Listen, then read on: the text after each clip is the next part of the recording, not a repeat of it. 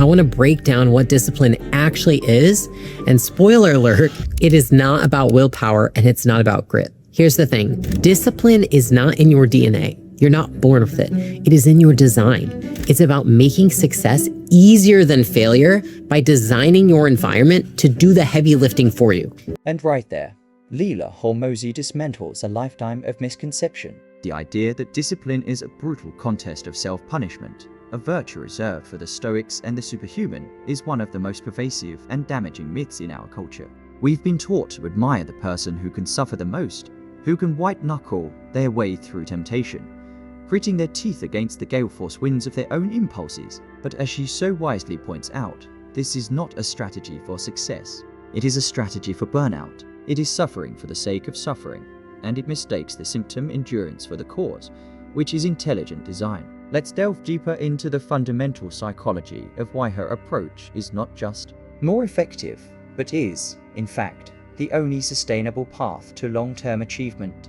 The reason we cling to the idea of willpower as the ultimate tool is rooted in a cultural narrative of the heroic struggle. We romanticize the artist who toils in agony, the athlete who pushes through excruciating pain, the entrepreneur who survives on sheer grit. We see the outcome, the masterpiece, the championship, the billion-dollar company, and we invent a story of inner torment that was heroically overcome. But this narrative is a trap, a seductive lie that sets us up for failure when we inevitably fail because willpower, as Leila states, is a finite battery. We don't question the strategy.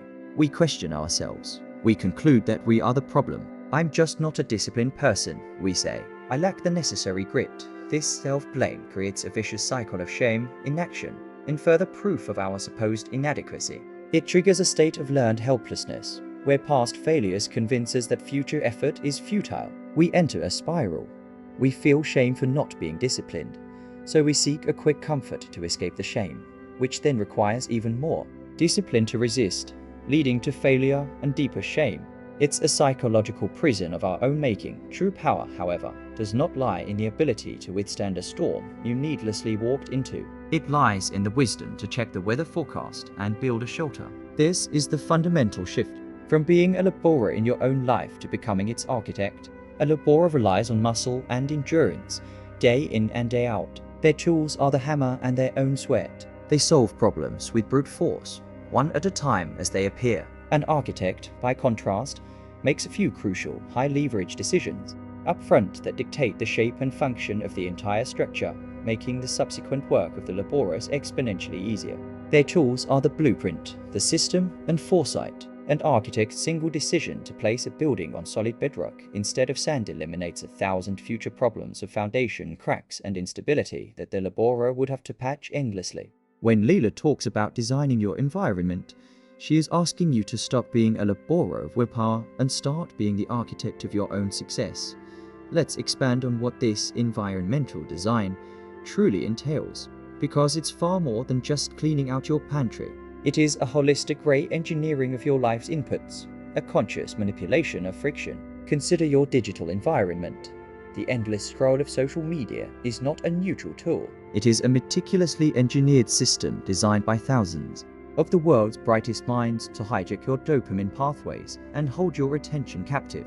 The architect's move is not to fight the urge every 5 minutes, a battle you are destined to lose. The architect's move is to add friction to the undesired behavior. They install app blockers, set hard screen time limits, turn their phone to grayscale, or even delete the apps from their phone entirely.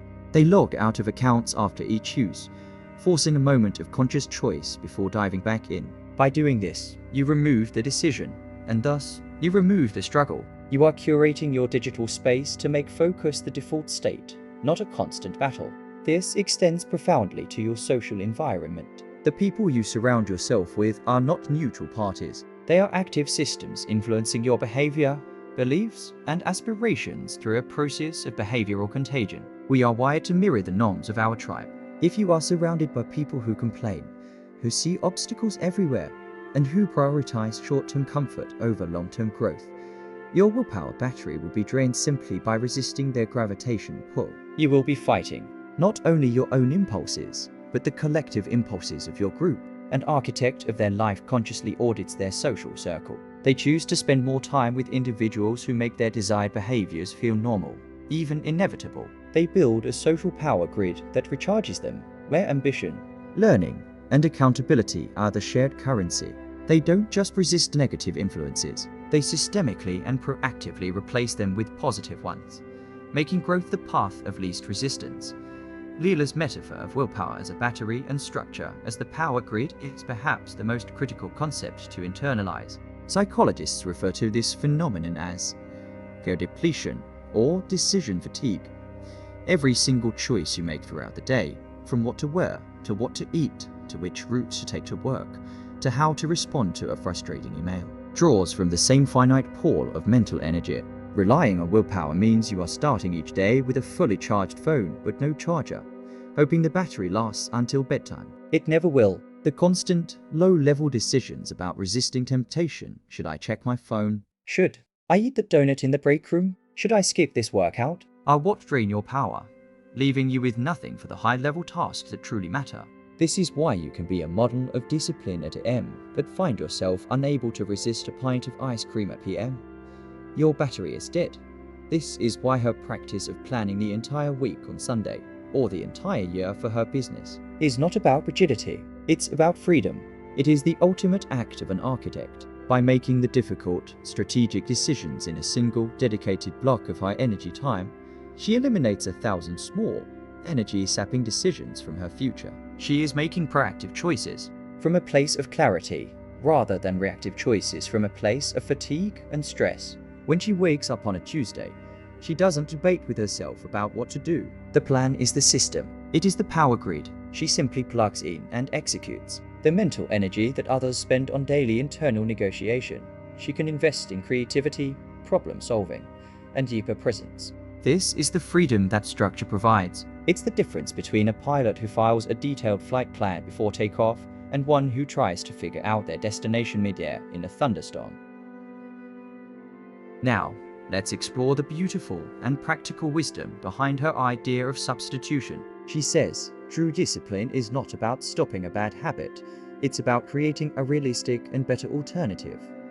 This is profound because it works with human nature, not against it. Our brains are not designed to simply create a vacuum. A habit is a neurological pathway carved into your brain, a riverbed for your impulses. Telling yourself, don't think about a white bear, makes it impossible to think of anything else. Telling yourself, don't eat the cookie, focuses your entire world on that cookie. The act of resisting a behavior often strengthens its hold on our minds. The architect doesn't try to dam the river. They dig a new, more productive channel for it to flow through. The story of her mother is a masterclass in this principle. Moving from alcohol to smoking, then to VEPing, then to gum, and finally to nothing, is not a story of weakness, but of strategic, incremental upgrading. Each step was a better alternative, even if it wasn't a perfect one. Each substitution provided a similar ritual or chemical relief, but with slightly less harm, making the transition manageable. She wasn't trying to leap from the bottom of a canyon to the top in a single bound. She was building a staircase, one step at a time, allowing her brain and body to adapt along the way. This approach replaces the all or nothing mindset, which so often leads to catastrophic failure and quitting, with a 1% better mindset. You make a series of small, manageable changes that build momentum and, critically, self-trust. Leila's point about embracing the boring is where the amateur mindset diverges from the professional. Our modern world is a novelty-seeking machine. We are addicted to the dopamine hit of the new workout, the new diet, the new business strategy. This gives us the feeling of progress without the substance of it. As she says, it's like going from 0 to 1 a million times, instead of going from 1 to 10. The truth is that mastery in any field is the result of executing the fundamentals with relentless consistency. A master pianist still practices scales. A championship basketball team still drills layups. The process is boring, but the results are extraordinary. Professionals fall in love with the boredom of the process because they know that is where the magic of compounding happens. Boring is what scales. Boring is what compounds. Excitement is fleeting, but boring consistency builds empires. Therefore, the ultimate outcome of designing your life this way is not just a better body or bigger business. The real prize is the person you become in the process. Each time you follow a system you designed, each time you choose the PI plan better alternative, each time you execute on a boring fundamental, you are casting a vote for a new identity. You are providing your subconscious mind with irrefutable proof that says, I am the kind of person who keeps their promises to themselves. This builds the bedrock of all success, self-trust. The feeling of knowing you can rely on yourself, that your word to yourself is bond, is more satisfying than any fleeting pleasure from an indulgence you didn't even truly want. It's the quiet confidence that comes from knowing you are the architect of your life, not a laborer of your impulses. The master of your actions, not a slave to your feelings. This is the deeper meaning of discipline. It's not about being tough, it's about being smart. It's not about suffering. It's about structure. It's the gentle, quiet, and deliberate process of building a life where your desired outcomes are not a daily struggle, but a natural consequence of an intelligently designed system. It is the path from wishing and hoping to planning and executing. It is the most reliable form of self-respect you can possibly build. If this deeper insight into the philosophy of discipline resonated with you, subscribe for more analyses that explore the mindsets behind peak performance, and share in the comments how this principle shifts your perspective on your own goals. And to get the full original context from the source herself, make sure to watch Leila's complete video. The link is right there in the description below.